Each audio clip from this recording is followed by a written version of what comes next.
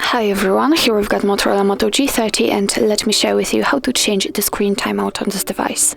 So firstly we have to enter the settings and now we have to scroll a little and tap on the display. Now we have to tap on advanced and here we have to find the screen timeout option, so let's tap on it. And as you can see here we've got some screen timeout options from which we can choose.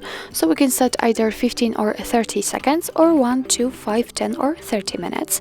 Now we've got 1 minute applied and you can say it because this option is marked, and all you have to do in order to change it is simply tap on the time you'd like to use. So I will pick 5 minutes for example, and as you can see it immediately changes, so it means that from now on after 5 minutes of inactivity this device will black out.